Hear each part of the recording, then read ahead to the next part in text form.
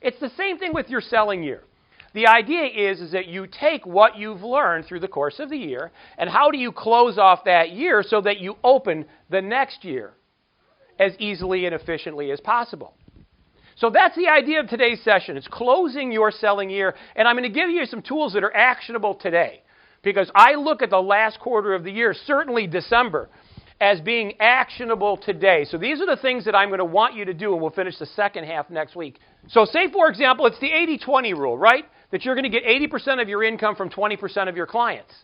And I want you to identify how much revenue you get from these clients, because when we go into the next year, I'm going to encourage you to identify a certain amount of your schedule to following up with existing clients, right?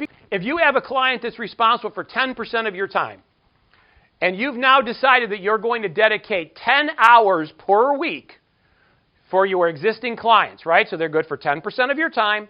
You've identified that you're going to have 4 hours per week in redevelopment and consistently developing your existing clients.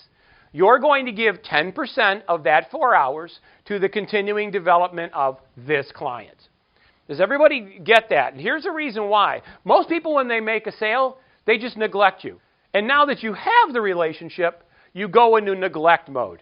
All the things that they bought from you, all of the connections and the good feelings and all the things that they bought from you, now are gone. Now are gone. The fact that they were a customer yesterday is no guarantee they're going to be a customer tomorrow. Write this down. You treat your customers like prospects. You treat your prospects like customers. And what that means is that you treat your customers like prospects because you have to earn their business every single day. The fact that they worked with you last week is no guarantee that they're going to work with you this week.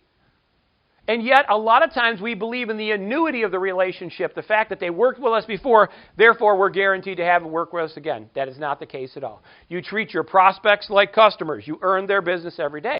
But the idea that I want you to take, so first part is, what percentage of your revenue? So if you've got 20 clients, look and say, client A gave me X amount of dollars last year. And if you don't have the ability to do that, that's going to be on next week's session, where we're going to talk about the record-keeping aspect of it. So look at all the clients you have and identify how much revenue you got from each client. And then you identify the amount of time next year you want to spend on your existing relationships, and they get an apportionate amount of time. Anybody not get that?